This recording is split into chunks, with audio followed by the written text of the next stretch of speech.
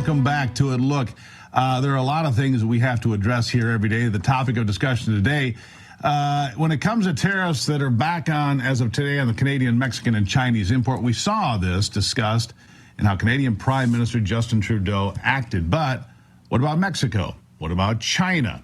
Joining me to discuss this is the Conservative Caucus President, Jim Pfaff. Jim, welcome back to the program. See you, Steve. Well, all right, so I just saw this. Doug Ford is the premier of Ontario, Canada. He says no American company is allowed to sell anything in Ontario, which is the biggest of the provinces, by the way. I'm surrounded by Ontario. I hope the Canadians don't invade today. But I think it's a terrible folly on Doug Ford's part. He's the premier, which is like being a governor in the province of Ontario. Meanwhile, you've got Justin Trudeau. He says we will fight with 25% tariffs. And Donald Trump said, well, you don't understand. Whatever tariff you put on, we're going to add that to what we're doing. You want to have a trade war?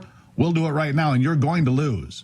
I don't think Canada, they might be able to inflict a little bit of economic injury on us. There might be some inflation involved with it. But they can't stand toe-to-toe with this economy. They can't do it, can they?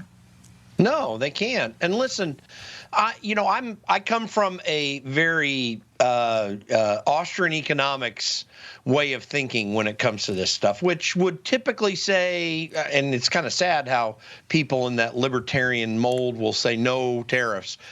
I have been saying for years, what we need to do is have these reciprocal trade agreements. I mean, precisely what Donald Trump has been talking about. He gets this. He's got it for a long time. See, here's the deal.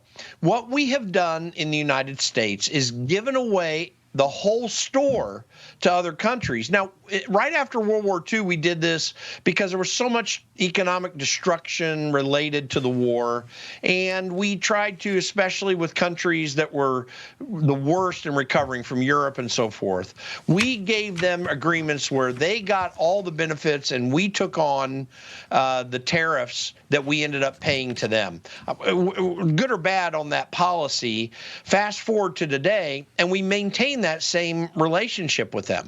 So we've got countries that are free countries that we should, honestly, I would like to see no tariffs on either side. I mean, that's really where we need to go with this. Donald Trump's committed to going to that.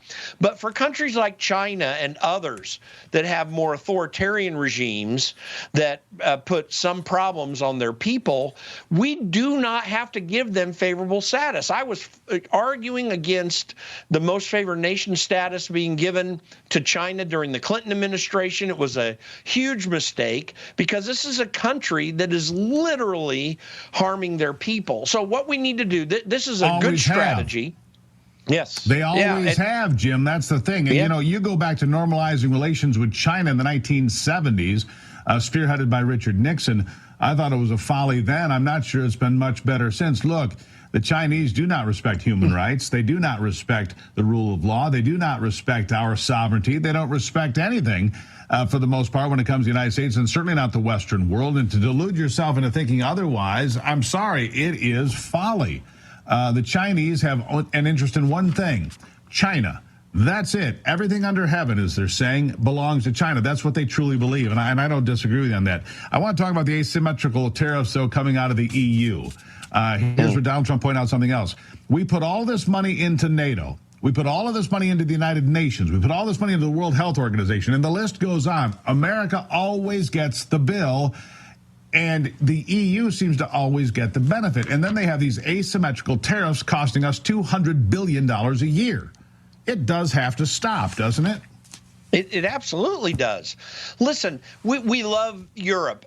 So much of what we have as a nation and the ideas of freedom, we're in gestation phase in Europe by the time we became a country in the late 18th century and the formation of the United States. So we're grateful for that. I mean, there's a lot of good history there, and the whole Judeo-Christian ethic that undergirds our constitutional system, as well as what began in ancient Greece and somewhat in Rome. I get all that, but let me jump in there, Jim, because I got to say this. Tulsi Gabbard put a big red circle around this yesterday saying, what are we fighting for in Europe? They throw people in jail for mean tweets. Yeah. They throw people in jail because they say something about transgenderism. They throw people in jail if you pray in the wrong place and offend somebody who's a Muslim.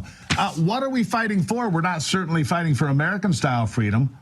Anyhow, I get a little fired up, but I'll give you the last word, Jim.